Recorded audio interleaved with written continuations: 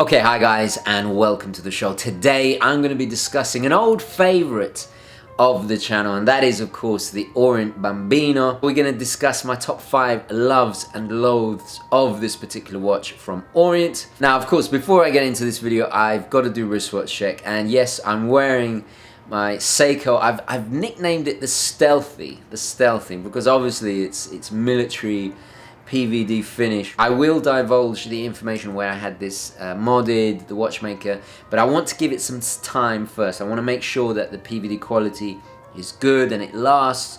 Also, I want to make sure that it performs well before I recommend anything. So stay tuned for all of that. Now, wristwatch check done. Let's roll the intro and get into today's video.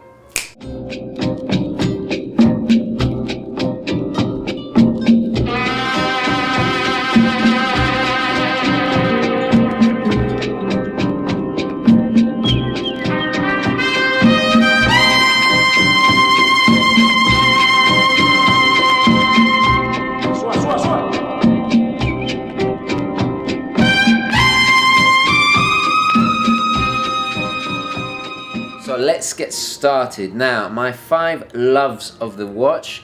Bear in mind, there's 4 generations of this particular model from Orient. Orient is a fantastic company, a subsidiary of Seiko, Epson, or is it Epson Seiko? I can never remember. They make all their movements in-house. They've been going since the 50s.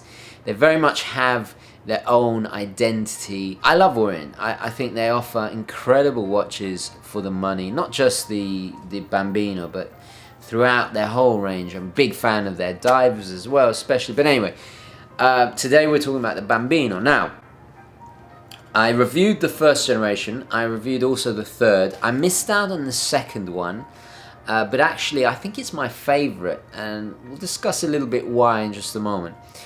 So my first love of this piece has got to be the value for money.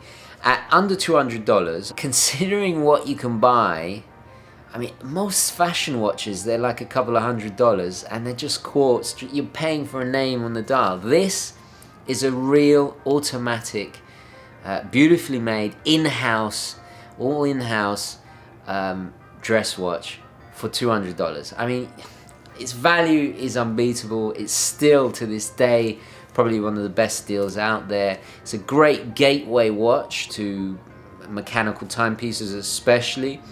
And I think it offers an affordable dress watch for those like me that perhaps don't want to spend big bucks but need something elegant and automatic. So I think value is definitely number 1.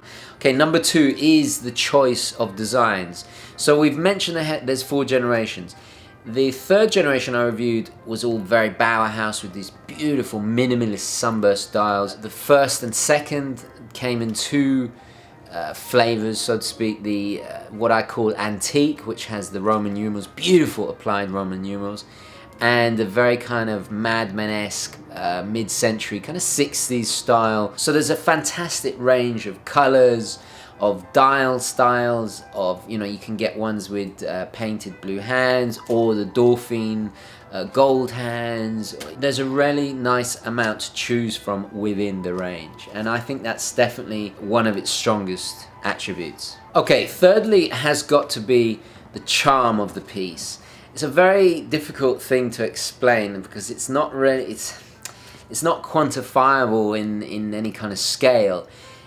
It has a feeling to it. Going back to its value, right? Considering you're spending the same as most fashion watches, the fashion watch doesn't have that charm of an automatic timepiece. This, you really do get the charm of traditional watchmaking for not that much. And I really do think it adds to the enjoyment of the piece. You know, from the domed crystal, from the case, from the beautiful selection of dials, to the sweeping seconds, because it is an automatic, you know, a mechanical timepiece.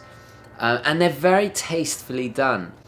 So stylistically, there's not really that much out there at this price range that offers all of this. Little applied Orient logo, the heraldic logo. It's just very charming. I mean, you can't resist it. So that's definitely one of its most intriguing qualities. And it's very difficult to explain, but if you've worn one of these, you will understand. So that was my third point. The fourth point The movement. Now, I mentioned it's completely in-house, which is a staggering achievement considering its price.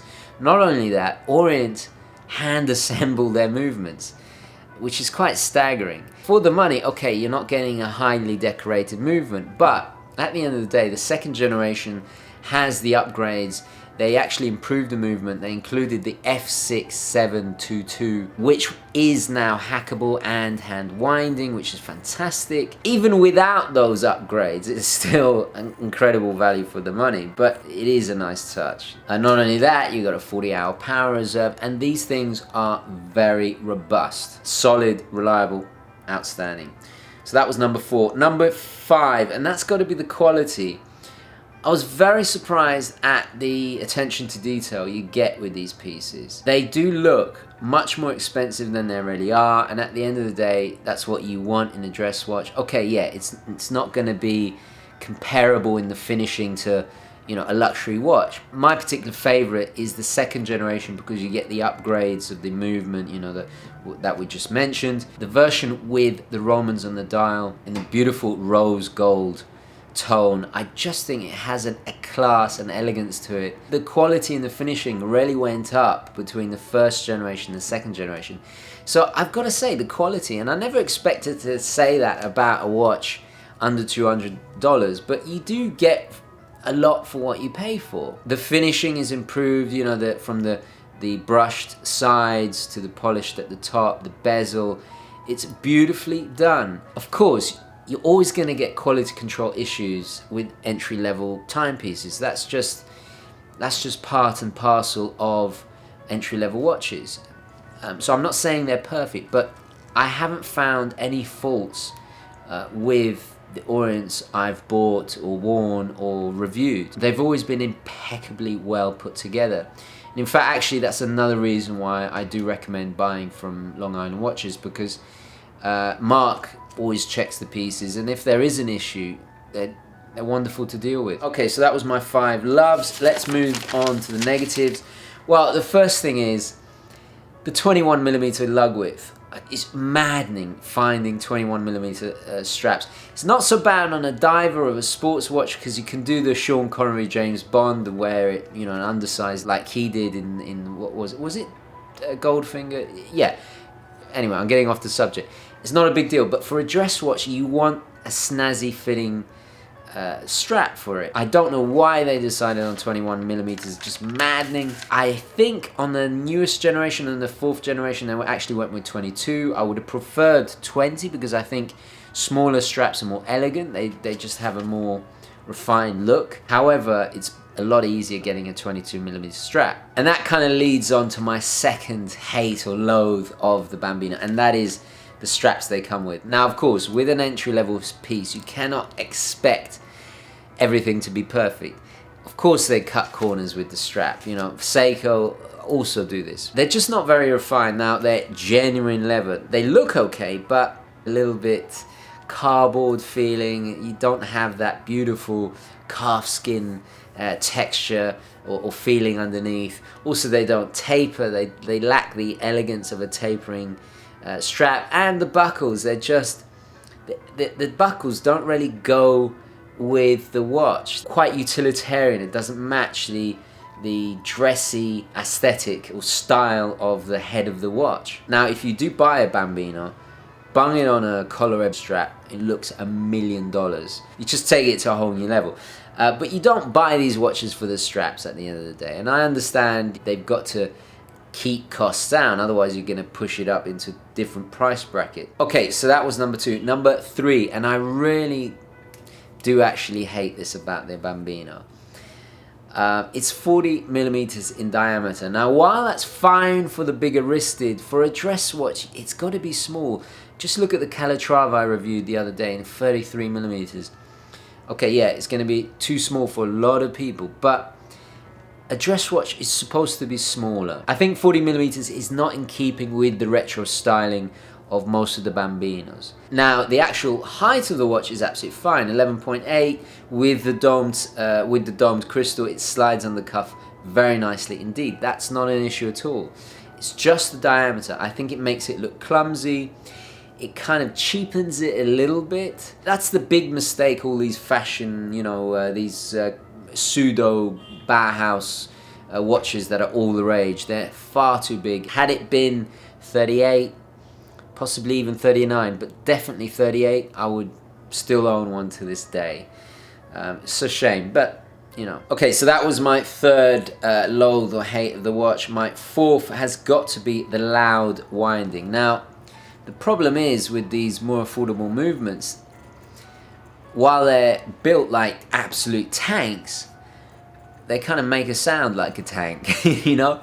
You can hear it with them wobble, you can feel the wobble, you can hear it. At this price range, you cannot expect heaven and earth, but it is a telltale sign. It is a bit of a giveaway that it's not, you know, a more expensive movement. It's not that smooth, buttery feel, even that you find in some of the higher ETAs. Some people actually find that charming. I find it a little bit, I don't know if you can you hear that? Okay, so that was number 4. Number 5, and that is the performance. They're not the most accurate in the world, I've got to be honest. However, you can regulate them and they do perform admirably, but you're definitely not looking anywhere near COSC parameters. Again, this is a sub $200 watch. You cannot expect that, so it's excusable. And also, it's a dress watch. Technically, you know, if you're going black tie, you're not even supposed to wear a watch. Nobody adheres to that rule anyway. It's not so inaccurate that you're going to be late to an appointment, but I had to put it in there. And to be honest, guys, I really couldn't think of a fifth one, so I'll just put it there anyway. Actually, you know what? Come to think of it, I could have put the mineral crystal in there, but I like the way it looks. I think it adds to that retro charm, you know? So, yeah, I think I'll go with the accuracy issue. Okay, so those were my 5 loves and hates of the Orient Bambino, but the big question remains, do I stick by that original statement a year or so ago that I consider it the best value dress watch under $200? And I've got to be honest, nothing much has changed. I still think it is, and I think it's only got stronger with the progression of the Bambino generations. My favorite still is the second generation because they improved upon the original design and it offers the best deal for the money at the moment. Bang per buck, very difficult to beat. Anyway guys, I'm going to leave it there. Please do share, especially if you are a Bambino owner, your own loves and loathes of this particular watch in the comments. Queries, questions, opinions, all the rest of it down below as well. Thank you very, very much for watching. Please don't forget to like this video if you enjoyed it and found it useful. And as always, I will catch you in the next one. Okay, ciao.